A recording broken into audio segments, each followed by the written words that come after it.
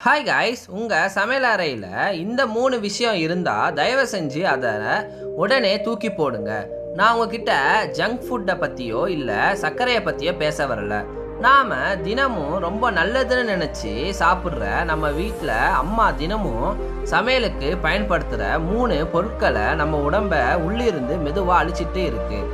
இன்னைக்கு பிரெயினக்கோவில் நம்ம சமையல் அறையில் இருக்கக்கூடிய 3 ரகசிய ஆபத்துகளை பற்றி தான் பார்க்க போகிறோம். கொஞ்சம் செக் பண்ணிக்கோங்க, இதில் ஏதாவது ஒன்று உங்கள் தட்டில் இப்போ கூட இருக்கலாம். முதல் விஷயம், சுத்திகரிக்கப்பட்ட எண்ணெய், ரீஃபைன்ட் வெஜிடபிள் ஆயில். நம்ம டிவியில் வர விளம்பரத்தை பார்த்து இதயத்துக்கு நல்லது, டபுள் ரிஃபைண்டுன்னு சொல்லி வாங்குறோம்ல, ஆனால் உண்மையில் என்னன்னு தெரியுமா?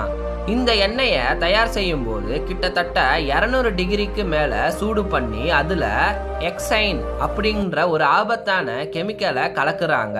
அதனால இந்த எண்ணெயில் இருக்கிற எல்லா இயற்கையான சத்துக்களும் செத்து அது வெறும் ஒரு கெமிக்கல் திரவமாக மாறுது. இதை நம்ம தினமும் சமையலில் பயன்படுத்தும் போது நமக்கு மாரடைப்பு, ஹார்ட் அட்டாக் வர்றதுக்கான வாய்ப்பு ரொம்ப அதிகம். சுத்தமான செக்கு எண்ணெயை பயன்படுத்துறது தான் இதுக்கு ஒரே வழி. அடுத்தது ப்ரௌன் பிரெட். நான் உடல் எடையை குறைக்க போறேன், அதனால ப்ரௌன் பிரெட் சாப்பிட்றேன்னு சொல்றவங்களா நீங்க கொஞ்சம் இதை கேளுங்க. 90% கடையில் விற்கிற ப்ரௌன் பிரெட் கோதுமையா இருக்காது, இது வெறும் மைதா மாவு தான். அப்போ அது எப்படி ப்ரௌன் கலர்ல இருக்குன்னு கேக்குறீங்களா? ஏன்னா அந்த மைதா மாவுக்குள்ள கேரமல் கலர் அப்படிங்கிற ஒரு செயற்கை நிறமாகிய கலக்குறாங்க. இது வெறும் கலருக்காக சேர்க்கப்படுற விஷயம் இல்லை. இது உங்கள் உடலில் மெதுவாக பாதித்து சர்க்கரை லெவலை ஏற்றிடும்.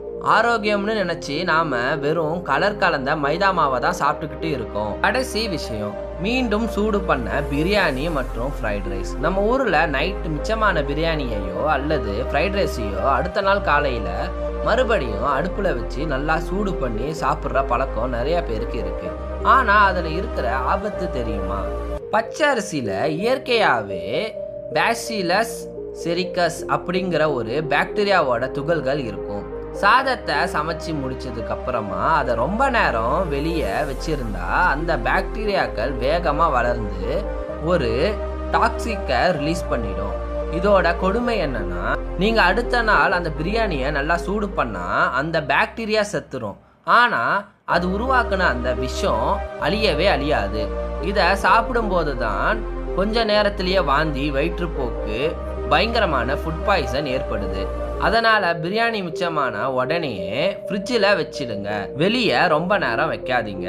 ஸோ கைஸ், இந்த 3 உணவுகளில் நீங்கள் எதை தினமும் சாப்பிட்றீங்க கமெண்ட்ல சொல்லுங்க.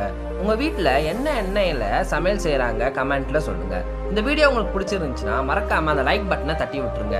இந்த மாதிரி இன்ட்ரெஸ்டிங்கான வித்தியாசமான சயின்ஸ் ஃபேக்ட்ஸுக்கு பற்றி தெரிஞ்சுக்க பிரெயினக்கோவை சப்ஸ்கிரைப் பண்ணிக்கோங்க.